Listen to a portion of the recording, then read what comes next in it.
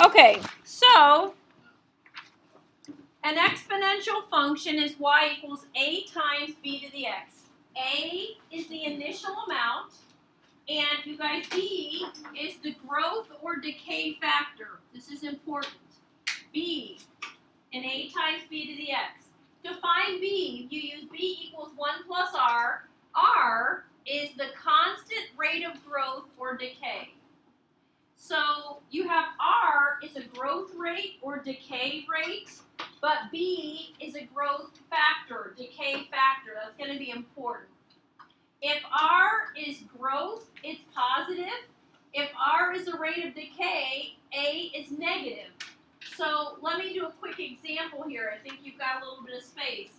If I say, say I bought a car, and a car depreciates. Depreciates means goes down by a rate of 12%. Let's say a car depreciates by a rate of 12%.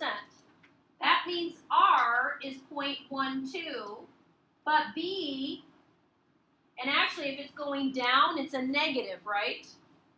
So this is 1 plus negative 0.12. In my formula, y equals a times b to the x. The b value is going to be less than 1 if it's decay, and if it's growth, like money, you could say I have a bank account that has 5%. It'll be 1 plus 0.05. All right, so let's write this down, and I think I did bubble it there. So if b is a number greater than 1, it's growth. If b is a number between 0 and 1, it's decay. When you see words like increase or appreciation, you're going to think growth. When you see words like decrease and depreciation, think decay. Okay? So those are key words. For an exponential function, the y-intercept is always equal to the value of a. So, if you look at the problem I have there, it says Carl's weight at 12 years old is 82 pounds. Assume that his weight increases. So, I'm going to circle that. It increases at a rate of 16%. So, A is the initial amount, because it says, what is his weight after 5 years? So I want to use y equals a times b to the x. A is his initial weight. So A is 82. B is the growth or decay factor. It's growth because of increase. So B is 1 plus 0.16. So I plug that in, and then you just plug in that it's 5. So we would say it was about 172 pounds. So, in the exercises down at the bottom, it says determine whether the function represents exponential growth or exponential decay. Then find the y-intercept. So, here's what I want you to write down. Y equals a times b to the x. If b is greater than 1, it's growth. If b is between 0 and 1, that's decay. To find a y-intercept, you let x equal 0. So go ahead and write this down so that you can use your notes to help you. So I'm going to do number 1 with you, explain how to do it. Then I'm going to pause, and I'm going to let you try 2, 3, and 4 on your own, giving you a head start on me. So here we go. In number 1, I check the b value inside. B is greater than 1, so that's exponential growth. To do the y-intercept, you let x be 0. Now let's tie together chapter 6 here. What is anything to the 0 power? 0. No, One. not 0. It's 1. 1, okay? Anything to the 0 power is 1. So this is 8,000 times 1. So the y-intercept is 0, 8,000. So let's maybe write this down. A to the 0 power is 1. You're supposed to remember that from chapter 6. All right, you guys try 2, 3, and 4.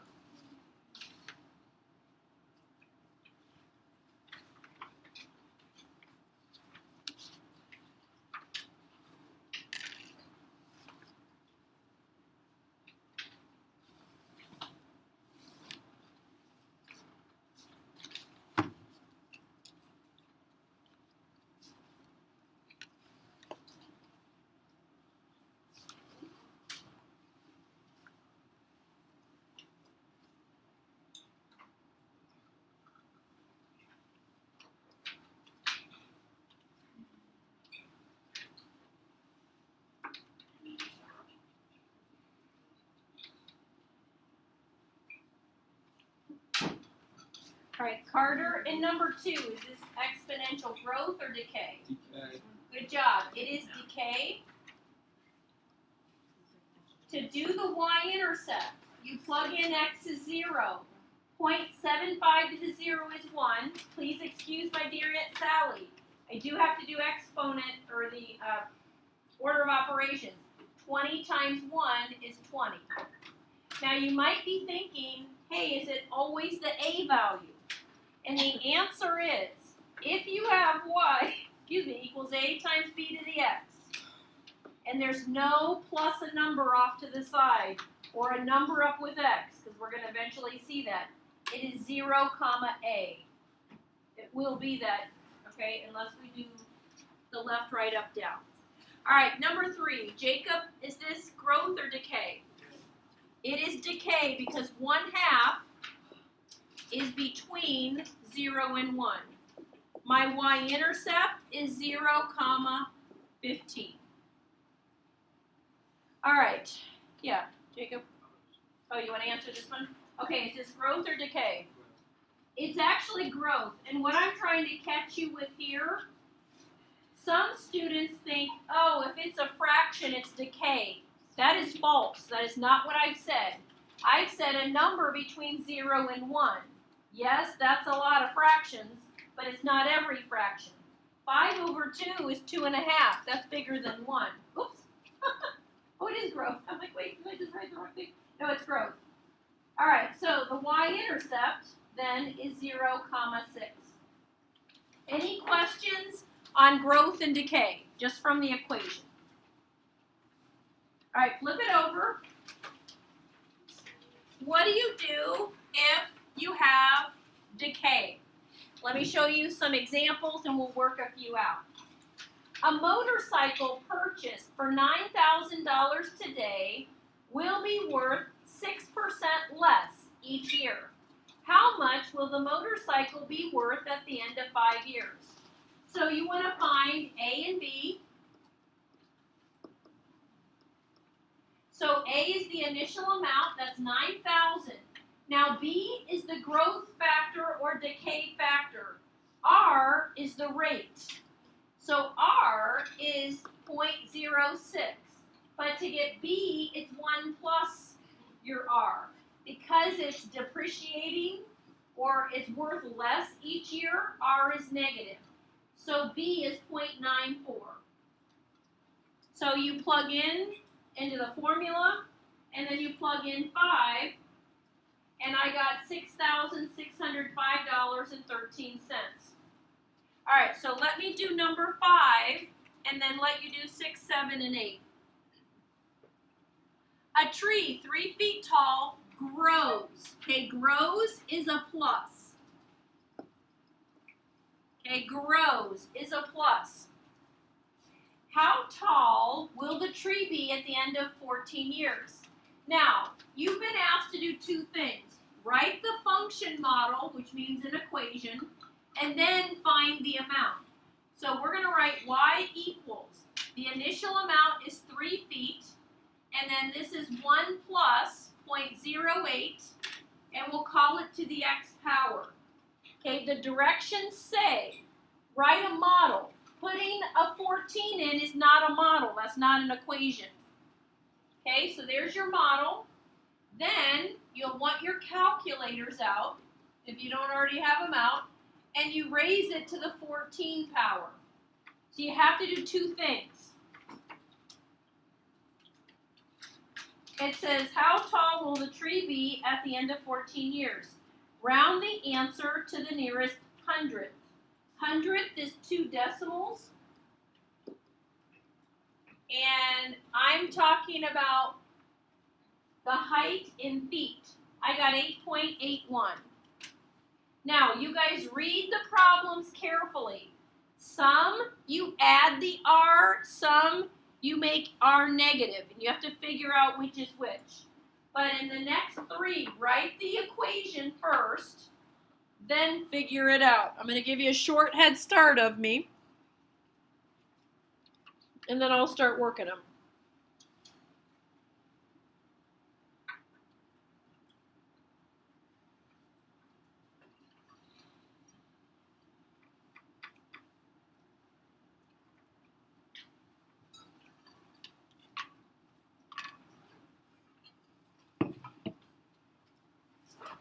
While you're working, we're going to do vocabulary next.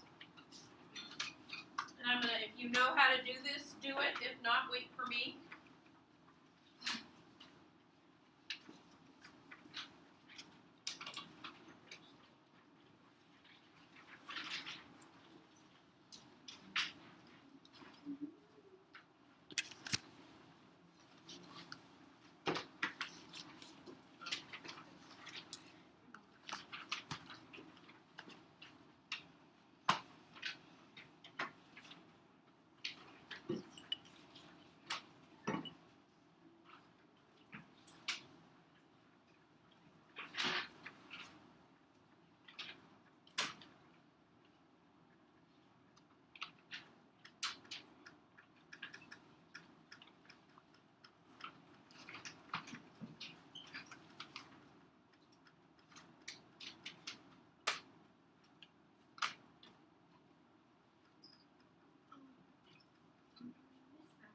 Yeah.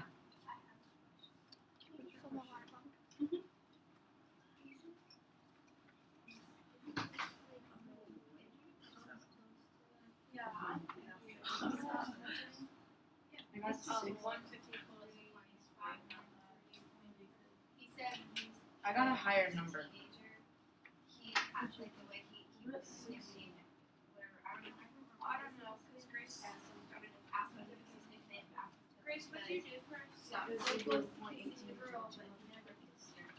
Oh yeah, he was telling us that. He's funny. Grace, what did He you do? is.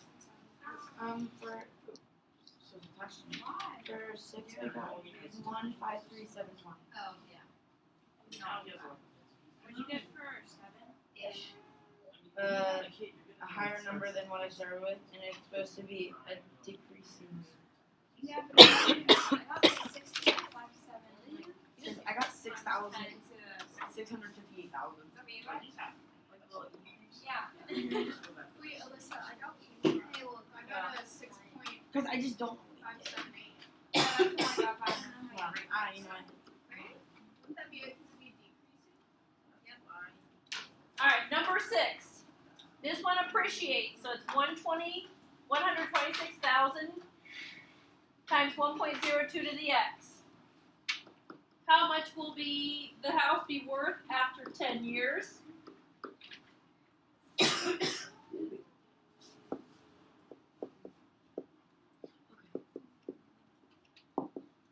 You round money to the nearest cent. Yes. Wait, I got 153,720. Can you check your buttons again? Yeah, I just don't know. Maybe you did 124. Yeah, Cassidy. I got 139,000 money. All right, try it again. You're gonna do 126,000. Make sure you have the 3 zeros. I got You have 1.02, and then your exponent is a 10.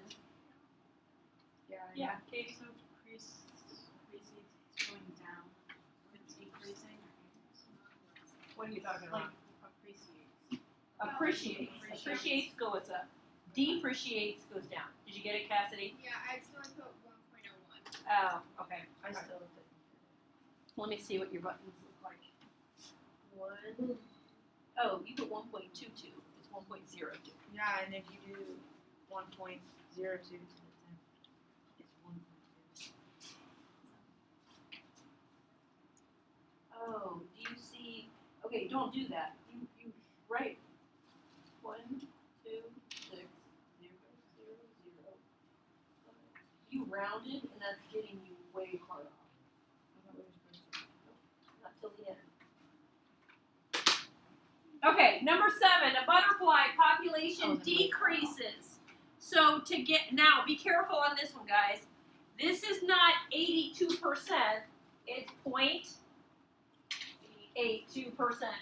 So R as a decimal, okay, if you have 0.82%, that's 0.0082, it depreciates. So B is 1 minus that, okay, be careful.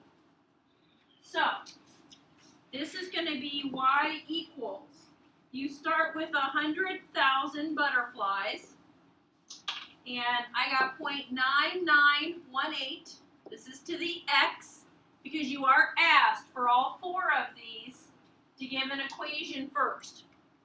Then you plug in, what will the population be in 250 years? I got 12,765 butterflies. Okay, that was tricky with that percent as a rate. Okay, try it again. It was 0.9918. Alright, a car depreciates 10%. So R is negative 0.10. Your car started at $5,000. So then you're going to have 0.9 to the x.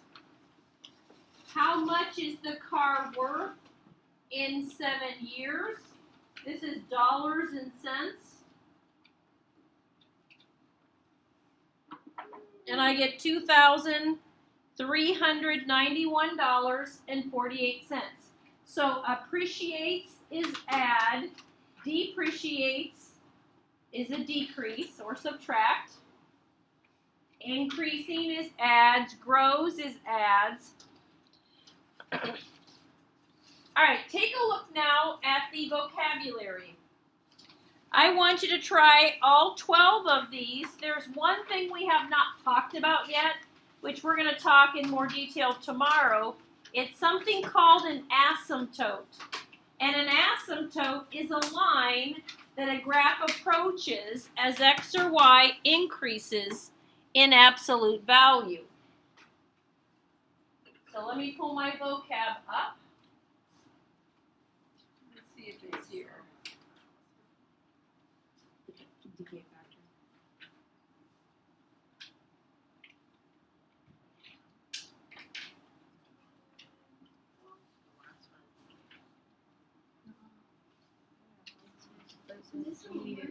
No, this is the vocab.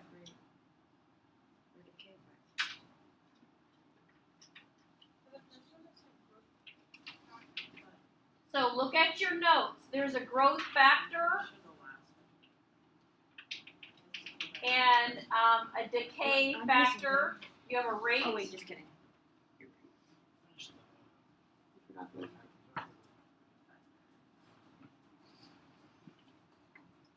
Okay, try as many of the vocab as you can.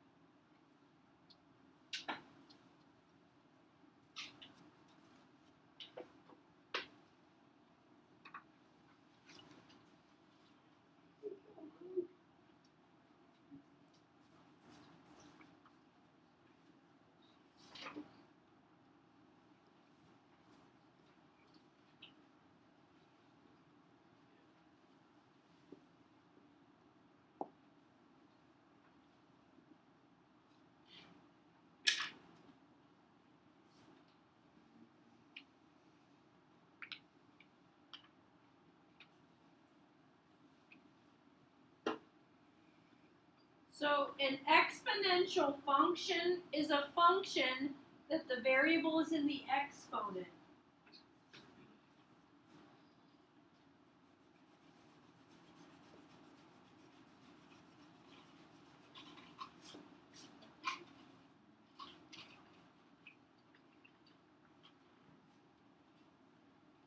All right, check these at the board. Number 1, 2.3 is the growth factor. An asymptote is a line that a graph approaches as x or y increases in absolute value. Number 3, for exponential decay, as the value of x increases, the value of y decreases. So here's decay. This looks like decay. A function in the general form y equals a times b to the x is an exponential function. Number 5, exponential growth looks like this. As the value of x increases, y increases. Number 6, 0.3 is the decay factor. Number 7, because the base, the b value is greater than 1, that's exponential growth. And you can abbreviate it EXP. Number 8, this is exponential decay. Number 9, exponential decay. And 10 is exponential growth.